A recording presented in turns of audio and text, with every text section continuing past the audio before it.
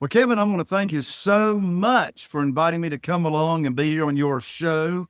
Talk about my most favorite topic, something I'm very passionate about, and that's private money. And the reason I'm so passionate about it is because private money and private lending has had more of an impact on my real estate investing business ever since I started in 2003 than any other strategy that I have employed.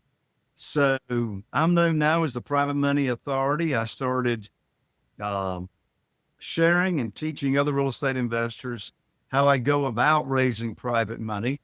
And I'm passionate about that too, passionate about sharing and teaching with other real estate investors how to get all the money you'd ever want in funding for your real estate deals without ever asking for money. And of course, here in the show, we'll talk about that. How in the world do I have $8.5 million that I just use from project to project to project, single family houses, without ever asking anybody for money? So, yes, Kevin, I'm excited to be here. That's awesome. That's a great introduction. I love that. There's so much value you're bringing. I can't wait to get into the questions. So I'm just going to jump right in if you don't mind. All right, let's jump. Awesome. Thank you, Jay.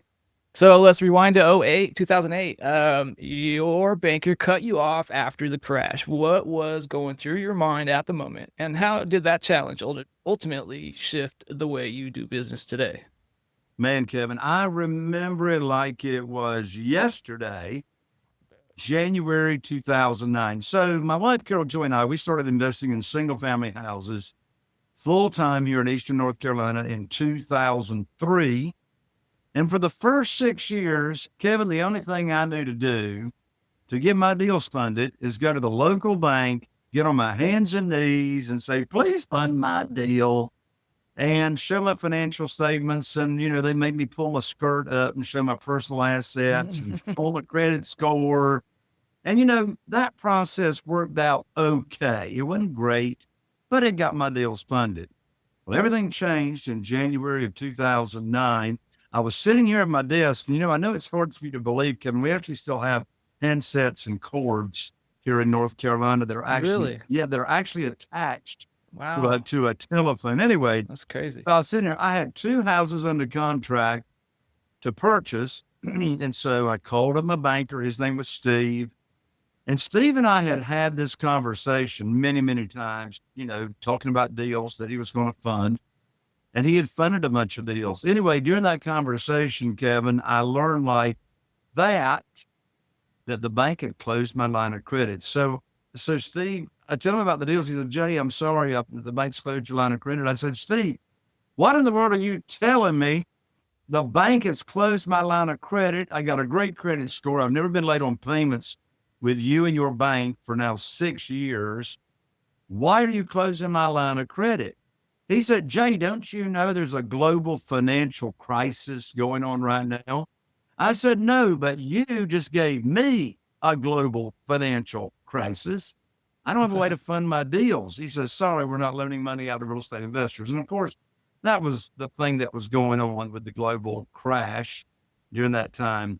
Well, you asked me, Kevin, what was I thinking when that Mm-hmm. happened? Mm-hmm. So I hung up the phone, I sat here, and Kevin, I want to share with you and your audience a very powerful question that I asked myself as I sat here at this desk after that conversation. And I'm telling you, this question will help anybody in your audience fix any problem they've got going on in their life. I don't care if that problem is financial, health, relationships, career, it doesn't matter. And by the way, Kevin, these people are running around, everybody's saying, oh, every problem's an opportunity. I want to throw up. I want to be the Kool-Aid guy that runs into the brick wall. I didn't have an opportunity. I had a problem. Let's face the Mm. facts. Now, the problem did become an opportunity because if it hadn't been Which, for that problem, you and I wouldn't even be visiting today here on your show. But at the moment, it's a problem that's got to be fixed. sure. So here's the question I asked myself. I said, Jay, who do you know that can help fix your problem? And when I asked myself that question, I immediately thought of Jeff Blankenship, dear friend of mine and Carol Joy's. We know each other through gospel a cappella singing events. And so Jeff was investing in single family houses in Greensboro, North Carolina at the time. So I called him up and I told him what had just happened with my banker and getting cut off. He immediately said, well, he said, Jay, welcome to the club. I said, what club is that I'm not sure I want to be a member of? He said, well, that's the club of having your banker shut you off. He said, my bank shut me down last week. I said, well, Jeff, how are you going to fund your real estate deals? He said, well, have you ever heard of private money? I said, no, I've never heard of private money. He said, have you ever heard of self-directed IRA companies or third-party custodians that will allow individuals to move retirement funds over to their company, and then they can lend that money out to us real estate investors, and the interest we pay them is either tax-free or tax-deferred? I said, Jeff, I don't have a clue what you're talking about. And I said, what's private money? He says, well, there's this gentleman down in Jacksonville, Florida by the name of Ron LeGrand. And he says he can teach us about private money. And I said, well, what's private money? He says, I don't know, but Ron says we can get a lot of it. And I said, well, let's go to his seminar. So that was my very first real estate investing seminar. I'd been in this business for 6 years, never been to a seminar. So I went to Ron LeGrand's seminar to learn about private money, and I did. I learned what private money is, which, by the way, when I say private money, I'm not talking hard money or hard money lending. I'm not talking about any kind of institutional money. I'm talking about doing business with individuals, human beings, just like you and me, that loans us money on our real estate deals, either from their investment capital and or their retirement accounts. So I learned about it, and I put my program together that I was going to go about teaching people in my own network, people I go to church with, people in the Rotary Club, people in Business Networking International. And you know what's interesting, Kevin? Today, I've got 47 private lenders investing in our deals, and not one of these 47 people ever heard of private money, private lending, or self-directed IRA accounts until I did the following. Until I put on my teacher hat, which said private money teacher. Yes, sir. And I just started teaching people in my own network what private money is, the program I've got, the interest rate that I'll pay on deals, and et cetera. And here's the interesting thing. You see, desperation has got a smell to it. There's a writer downer. Desperation's got a smell to it. It sure does. And what I mean by that is, here's part of the secret sauce. When talking to a new potential private lender in your own network and sharing with them what it is and how you pay high rates of return, if you bring up a deal that you need funded in that initial conversation, you already sound desperate without even trying to sound desperate. And so part of the secret sauce, how I raise all this money without ever asking for money, here's the secret. I separate the conversations between teaching the program and what the interest rate is and how they can get their money back in case of an emergency, et cetera, and then having a deal for them to fund. So if I can take another minute and I'll turn it back to you, Kevin, let me share the exact script that I say to my private lenders when it's time for a deal to get funded without me ever asking for money. Sure. So, Kevin, let's say you're one of my new private lenders. I've taught you the program. You know the interest rate. You're all excited about it. Yeah. And let's say that you had, hypothetically, $150,000 in a 401k at a previous employer, and you didn't like the performance, and you're sick and tired of the volatility of the stock market. So I taught you about self-directed IRAs, and so I introduced you to the self-directed IRA company that I recommend. And you've moved that $150,000 over to the self-directed IRA company with no penalty, no tax effect. You just moved it over. So now you can truly self-direct that investment.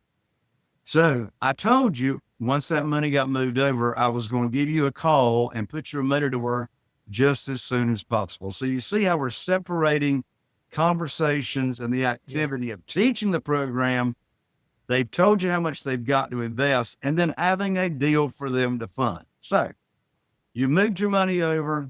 You're waiting for me to put your money to work. Here's the exact script. I call this the good news phone call. The good news phone call.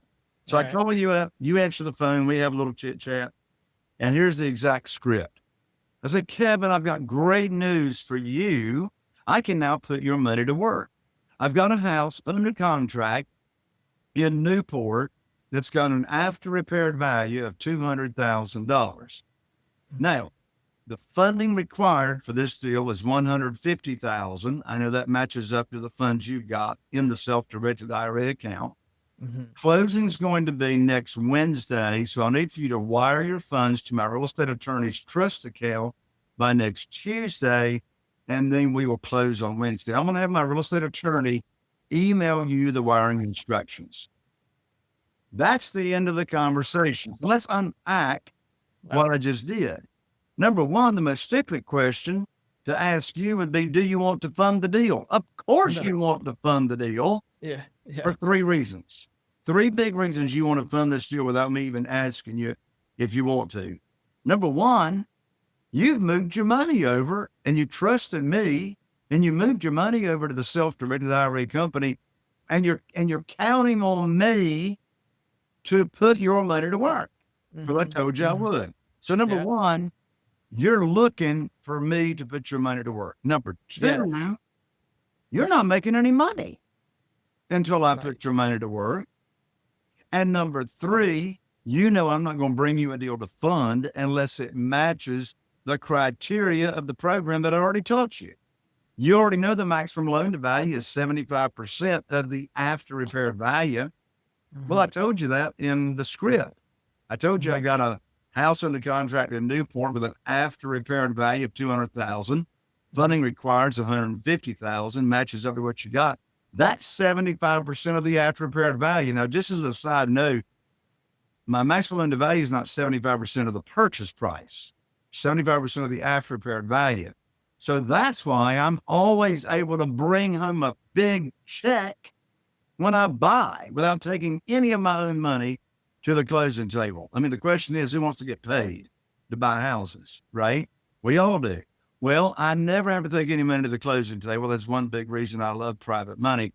But anyway, that's the script as to how to get your deal funded without ever asking for money. And again, it's by separating teaching and offering the opportunity and then having a deal to fund. You know, the traditional way to borrow money is you go to the mortgage company or the hard money lender. We're not talking hard money here. Private money is just a one-on-one transaction between you and the private lender. And, you know, one thing you got, one question I get all the time, Kevin, from real estate investors is, how do I get, what's the first thing I need to do to start raising private money? And I tell them, the first thing you need to do is own the real estate between your ears. Yeah. In other words, get your mindset right. And the mindset you got to have is there's no begging, no pleading, no selling, no chasing. Instead of applying for a mortgage, for goodness sakes, you're already approved. You're already approved. Instead of applying for a mortgage, you're offering an opportunity and a mortgage. I like that. And it's quick. You said, like, when you make that call, you're closing on Wednesday, or like, that's like, within a week. Like, is it really that fast all the time? All the time. Yeah. That's awesome. Sometimes I close in 3 days. And, time kills deals. What I mean by that is the more time that goes by between talking with a motivated seller of a property and then actually closing on that deal, all things can go wrong. A lot. So I want to close on it now. Yeah. How do you find those properties? Is it you that are going out to look for those motivated sellers? Right. So how do we find motivated sellers? Well, I can tell you where we don't find them. Okay, that's cool. We don't find them in the multiple listing service. I haven't bought a property out of the multiple listing service since COVID. I mean, it's been over 5 years. So how do we find them? Well, there's a number of different ways. First of all, we direct mail every pre-foreclosure in our market. So we offer solutions to people that are facing foreclosure. And that's a whole nother conversation, but it's not about taking advantage of people. It's all about leading with a servant's heart and putting money in their pocket, even when they'll sell to us for what they owe. So we direct mail to all foreclosures. We direct mail to properties that are inherited. So inherited properties.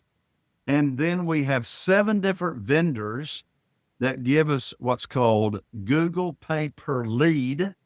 Google Pay Per Lead. So these are people that are going on Google searching for someone to buy their house quickly in its as-is condition. We do outbound phone calling to lists. We do other direct mail campaigns. We just started using a brand new service. It's the very first AI driving for dollars service that provide. They got 16 different points, visual points on a property.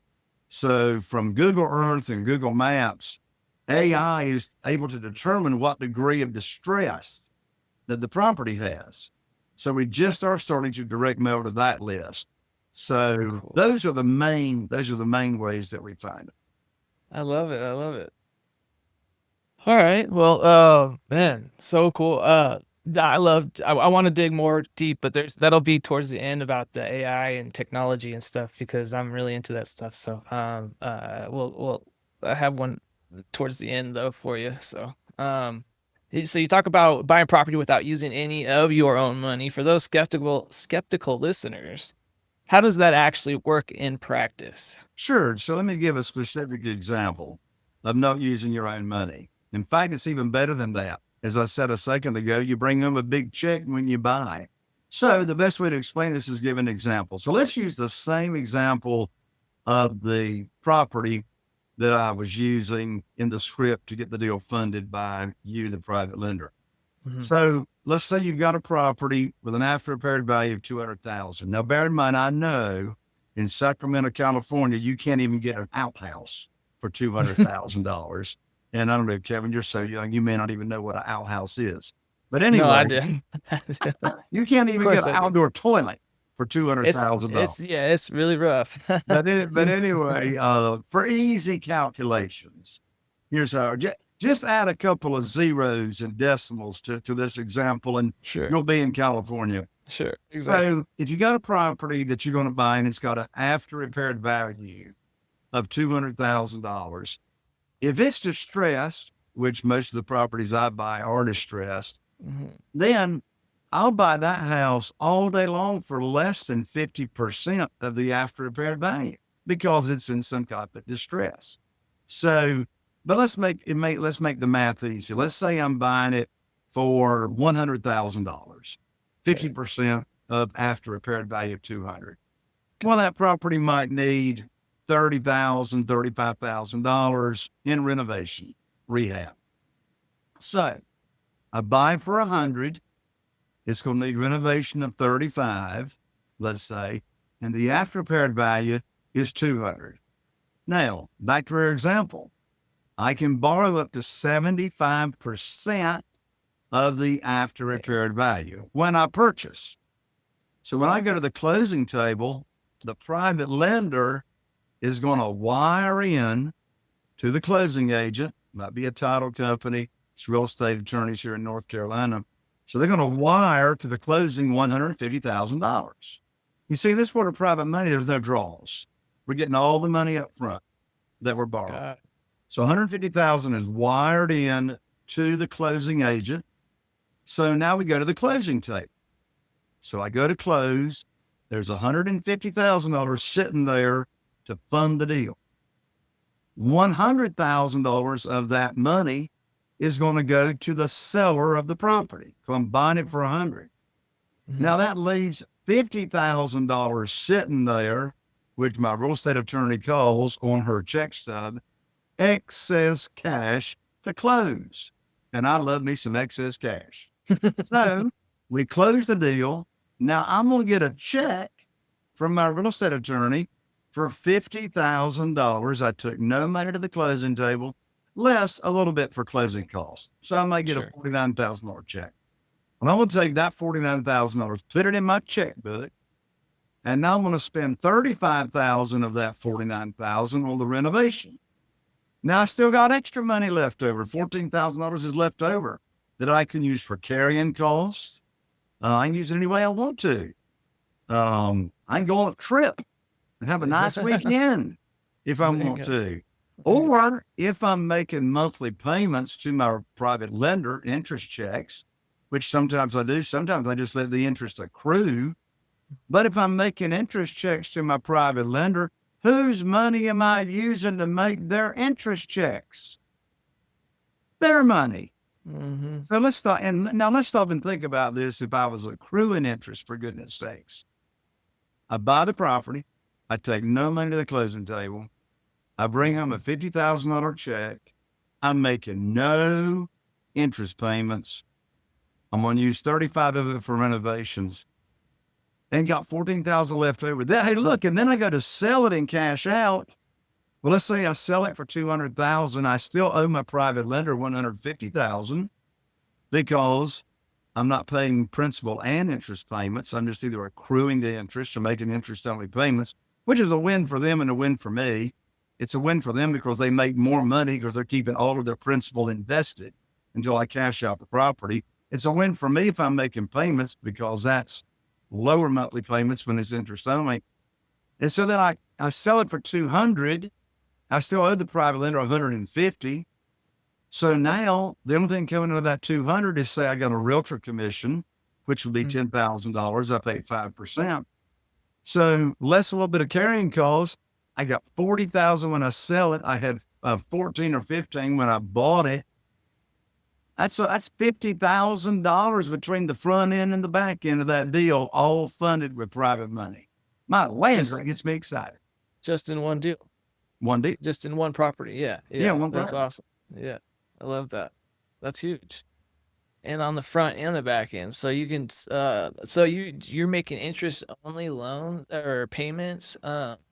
Is that typically a good idea for someone who's making a loan like to a bank or payments to a bank? Like usually that's like not the best idea, but it sounds like when it's you're doing this as like an investment rollover type of thing that like it's a win-win like you're talking about for both sides, because it's a lower payment for you and then their investments still their full interest is still in amount of interest is still in on the property, so that's Yeah. pretty cool.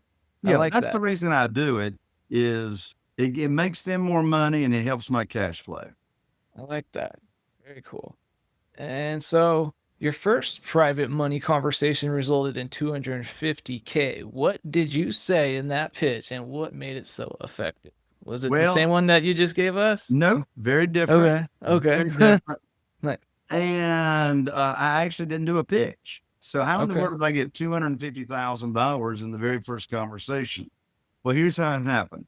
It was on a Wednesday night at Bible study here in Morehead City at the Church of Christ. And Carol Jo and I went there. We'd been a member of the church for a while.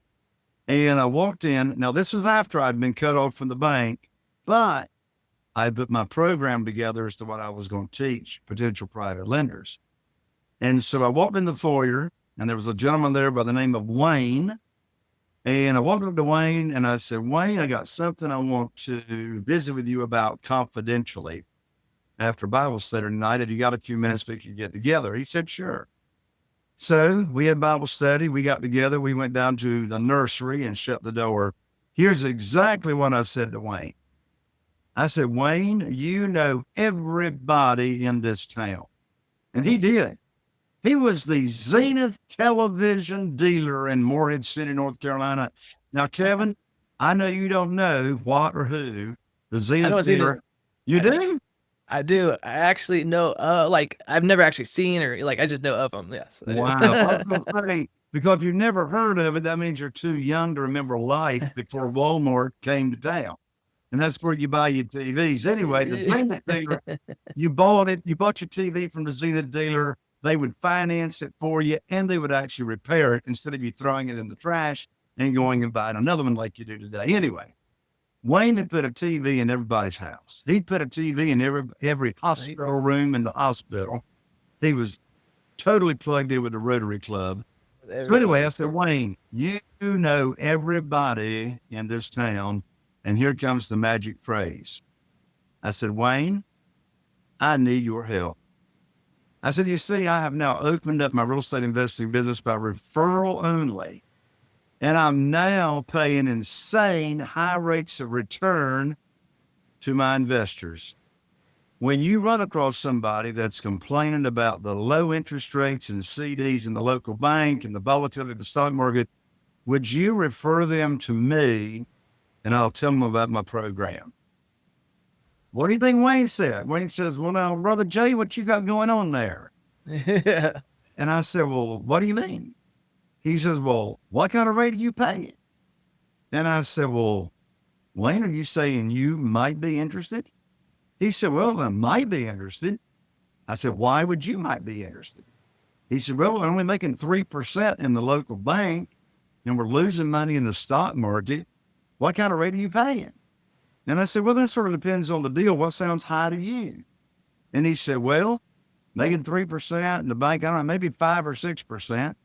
And I said, Wayne, I can't pay you 5 or 6%, but I can pay you 8%. He said, put me down for $250,000.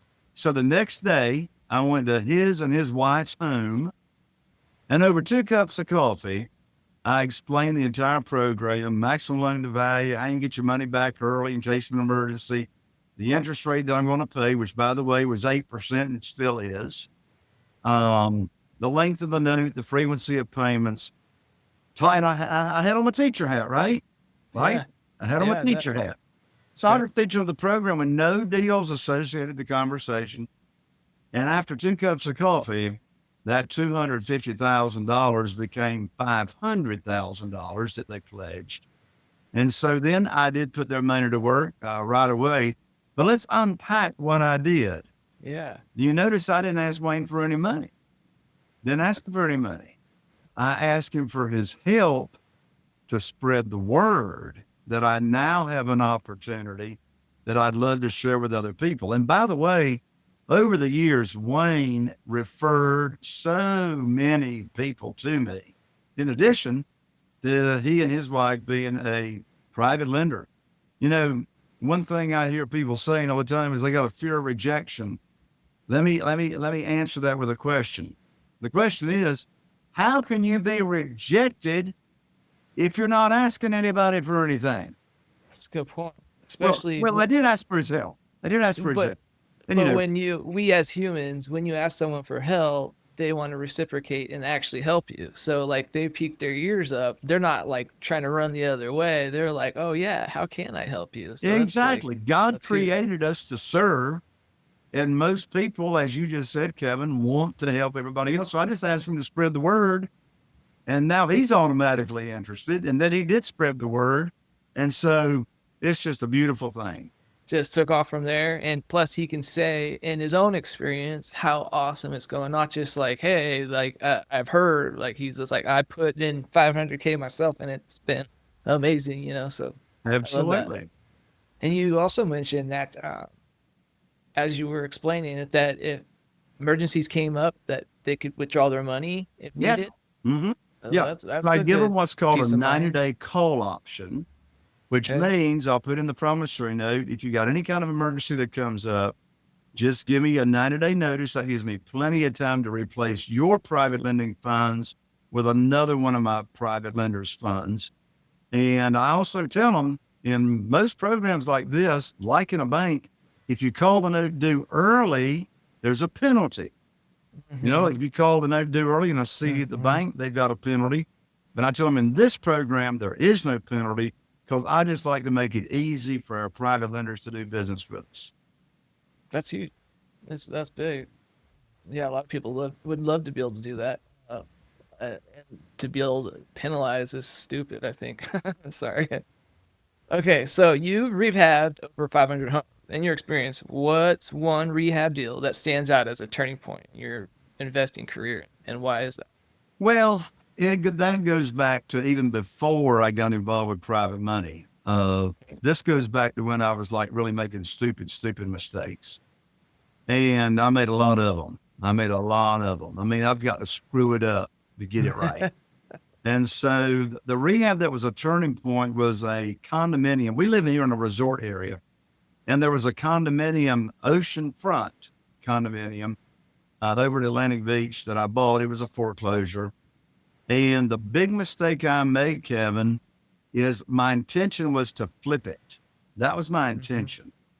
Well, by the time I finished it, put it on the market had started to turn, and I was stubborn and I wouldn't lower my price to get that thing sold and to get it going. And so it started becoming a bloodbath with the carrying cost and no income coming in on it. Yeah. So I had to stop the blading to some degree. So I put it on the rental market. When you see those condominiums on the beach, they only rent for 13 weeks out of the year.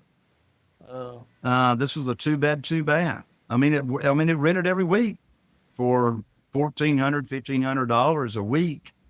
But that's only 13 weeks. All those other weeks, no income coming in. So it was a bloodbath. What was the lesson that I learned? Here's the lesson. Even if your intention is to flip a property, run the numbers and see what you could bring in per month in case you're stuck with that property. if you need a pivot. And what's your carrying cost? And if you can't cash flow it with the rent, if you're stuck with the house, don't do the deal in the first place. That's a great point. Not just like be, one kind of single-minded one thing and then kind of like exit strategy. Like, like if that doesn't work, I can get out this way. So that's good. You learned the hard way. Plan But B and a plan C and a plan D. It's called, you need multiple exit strategies. there it is. And you fortunately have had to fail and learn the hard way. But And I still learn lessons.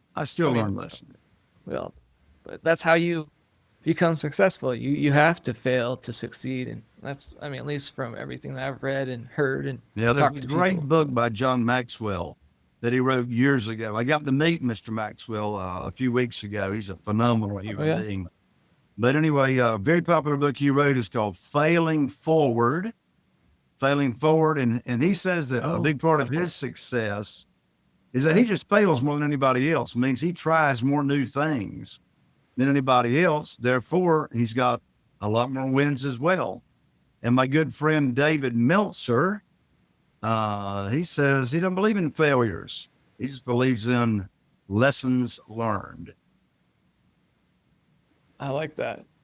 I've heard Denzel Washington was doing some type of speech for like a college for graduation, and he said he told a cool story about the same thing. Basically, fail forward, and you're just basically moving forward, and everything's all a learning process. So That's right. That's huge. So you average over $82,000 in profits per deal. What's your secret to maintaining such strong margins in today's market? The secret is buy them right and buy them at deeply discounted prices and let the math do the decision. One mistake new real estate investors make is they let their emotions get involved in what they should purchase or pay for a property. And so I stick very, very close to my buying formula, which I call the maximum allowable offer formula. And I just let the math make the decision. I stick to that formula. And when I'm paying all cash with private money, I know what is the most that I can pay for that property. And would you say that you keep emotions out of it too? Absolutely. The math makes the decision. Sure. I get that. That's what a lot of people, investors, have told me. It's just like, just stick to whatever it is that you are, you went in planning on doing, like that's the math, like you're saying, the math, like the numbers, there's a reason why it's worked, and, you don't deter from that. And so, yeah, I agree 100%. It's awesome. So what are the biggest what are the biggest misconceptions investors have about using private money, and how do you debunk them?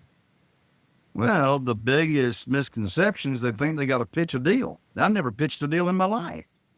By the way, I explained earlier, I don't pitch deals. Right. I first teach what's the program, and then I bring deals for the private lenders to fund, and they're always waiting for the good news phone call. So the misconception is you got to beg and chase and sell and persuade. There's none of that. It's all about serving and no selling. Private money is like, and I'm glad you cleared that up. Private money and hard money is different. I mean, like they're two totally different things. And Oh, I totally different. was Hard like, money is institutional money. yeah. Yeah, normally there's a broker involved, or they've gone out and the hard money lender has raised money from private lenders, Mhm. investors, into their fund. And then their fund in turn loans it out, charging origination fees and et cetera to the real estate investor. In this world, in contrast, it's a one-on-one transaction between the borrower and the lender. And the interest rate, like, is that determined like before the borrower is talking to the lender, or like, or is it like That's part of what I negotiable? teach. That's what you, oh, gotcha, That's what I gotcha. no, it's not negotiable. Okay, got it, got That's what I'm on. That's what this is my program. yeah, Got it. So I get to set the interest rate. I sure, get to that set makes the sense. term, and they love it. But again, I don't have my teacher hat on when I'm to teach an existing private lender. They already know this work. Sure, They want to negotiate. I'm not negotiating. I mean, it makes sense. You're the one that brought it to it. Would you say it's kind of hard to find private, like if you're an investor trying to find private money, if you didn't have, is it a little bit harder to do compared to like a hard money institutional lender? Well, I is mean, like, you mean is it easier to raise the money? no, I meant like if they didn't come to you because like you're the one that goes and does the deal and like teaches everybody all that kind of stuff. Like if they didn't have a way to find out and learn all that kind of stuff, like would it be pretty hard to find the private money deals? And Well, yeah, you got to know what you're offering. yeah, sure. And of course, that's what I teach the real estate investors. I like, what's the whole private lending program that I have that they can duplicate to just teach to other people. But of course, I anybody see. can come up with their own private lending program they want to offer the opportunity to anybody. So is your program only for 401ks, or what about people with like pensions? So like I also work for the state of California, Oh and yeah, so you work with people like that with of course, pensions? any Oh, kind of retirement funds, and it doesn't have to be retirement funds. no, It just can just some be type of investment capital. investment capital. Like Cool. instead of putting your money into CD in the local bank, that's just investment capital. Yeah, You can be a private lender with just investment capital as well. I love it. Cool. Okay. Um, so you help over 2,000 real estate investors one on one. What's the most common mistake you see new investors make when trying to raise price? They talk too much. Yeah, They diarrhea of the mouth. I've heard that term. I love that. And it's like, and when you talk too much, you sound like you're begging. You just simply are having a conversation, Hmm. sharing with people what private money is, how they can do it, teaching, the opportunity with the details of it, such as the interest rate, how they can get their money back early and that kind of thing. And like, the role play you and I did a little while ago Hmm. on me calling you up and giving you the, what I call the good news phone call. You Yes, see sir. how short that was? I mean, Yeah. I didn't tell you about the property. I didn't tell you what kind of repairs are needed. I didn't give you the physical address. I didn't give you the purchase price. I didn't give you all that mess.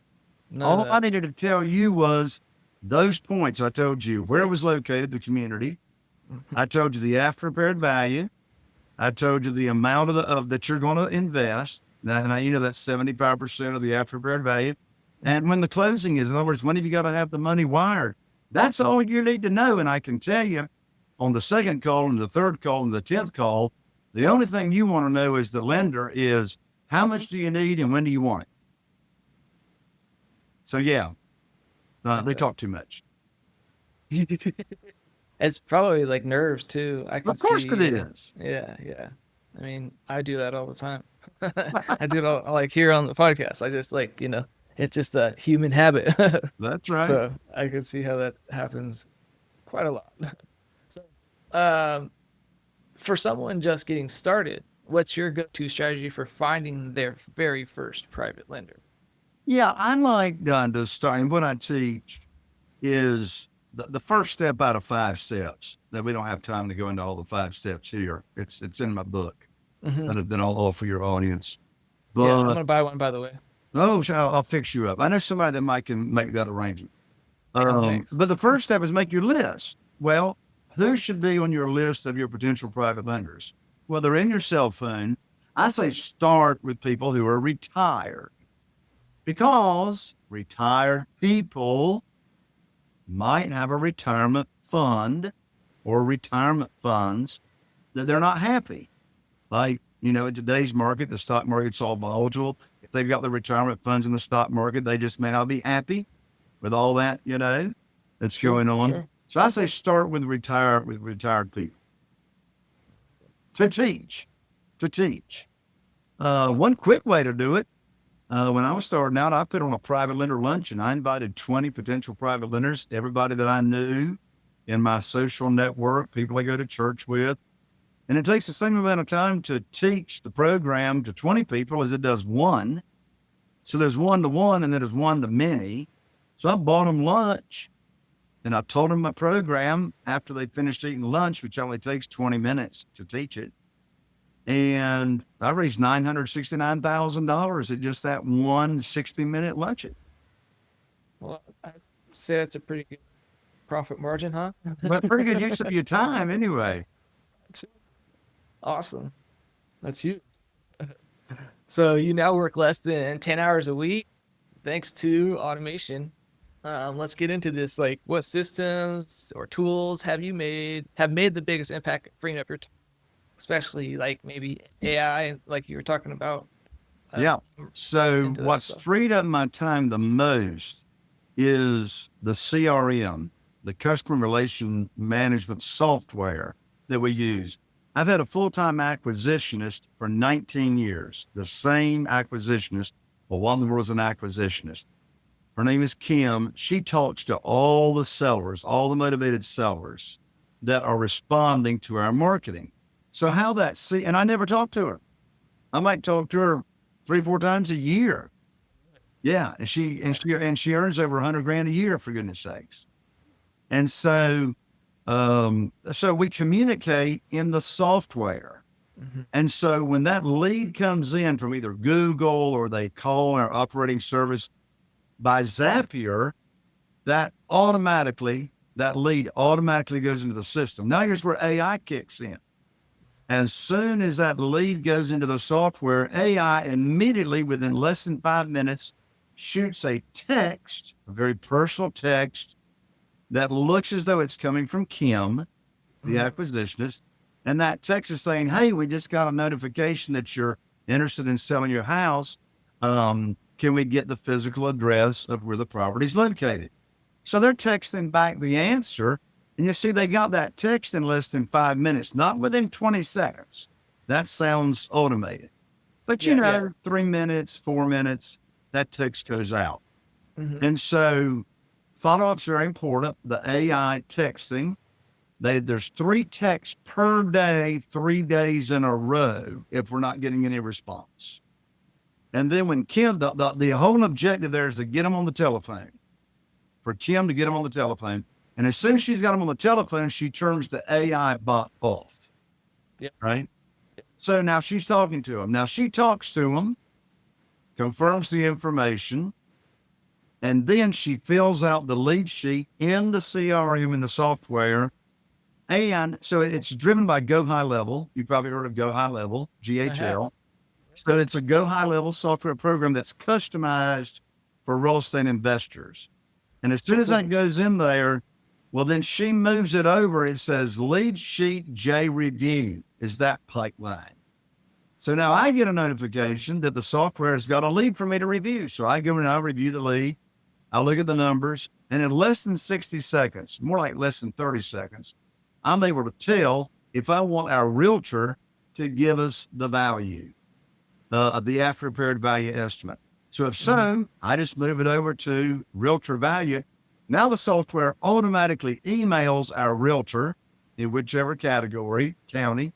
And now the realtor's got the email to send us the value. Within 24 hours, the realtor sends us the value back. And now it's in the software with the value. Now I get a notification that says J review realtor opinion. I look at it in less than 60 seconds. Now I decide if our team should go look at the property. Go, I got to estimate repairs before I make any kind of offer. So I move that over. Kim gets a notification to arrange an appointment with the team, being the realtor and our project manager, to go look at the property.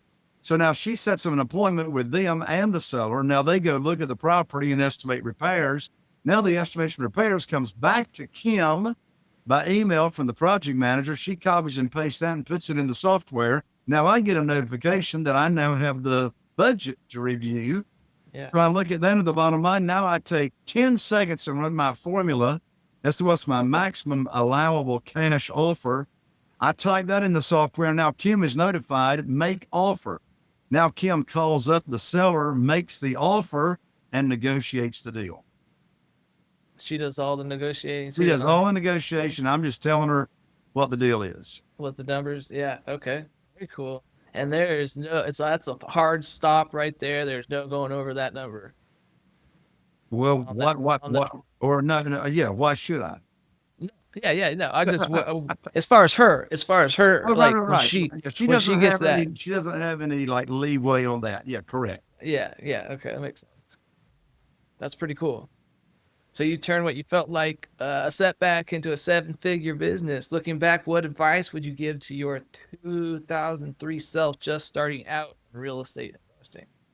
If you're starting out in real estate investing, don't do this thing alone, for goodness sakes, like I did. I lost hundreds of thousands of dollars by not getting a mentor or a coach. So get you one locally. It doesn't have to be me, it can be somebody else, but get a trusted coach and mentor to hold your hand if you're starting out. And by the way, I run a high-level mastermind group in a private money community, and I'm thinking of Harriet and Stu Baldwin that live up in Elvira, New York. They came and joined the mastermind group about 4 years ago. They've been great members. Well, they had already raised over $1 million in private money when they joined the mastermind group and had over 100 houses in their portfolio. But they knew that, we can learn from each other no matter how much experience you've got in the business. So I've got people in my high-end mastermind group that are brand new, and I've got others that have done a handful of deals, and I got others that have done many, many, many deals. So yeah, and answer your question, get a coach. I like that. That mastermind sounds awesome. I mean, just having like-minded people to kind of bring you up, it makes all the difference with, I mean, not just investing, but like just learning and getting why just try, like you're saying, do something alone and lose hundreds of $1,000s potentially, or just learn from your mistakes and get a coach and learn from their mistakes and, skip all that process. That's right. So That's right. For sure. awesome. Well, Jay, I can't thank you enough for coming on here and providing so much value. Is there anything that you wanted that we left out, you want to talk about, or that you wanted to cover? No, I think we covered it great. I'd love to give my book to you and your audience. I would love that. That would be awesome. So I will be the first in line to get that. I will pay for that shipping, or I'll pay for the full thing. I didn't even know that. I saw that you had it, but I didn't realize that it was on Amazon. So that's pretty cool. Yeah, that's right. So the book is entitled Where to Get the Money Now, And the subtitle is How and Where to Get Money for Your Real Estate Deals Without Relying on Hard Money or Institutional Lenders. And I'll autograph the book. I will mail it 3-day delivery express to the United States Postal Service. And it's $20 on Amazon, but don't get it on Amazon. I'll give you the book for free, just cover shipping. And you can pick up the book at www.jayconner.com/book. So I'm an ER, not an OR. Again, that's Jay Conner, JayConner.com/book.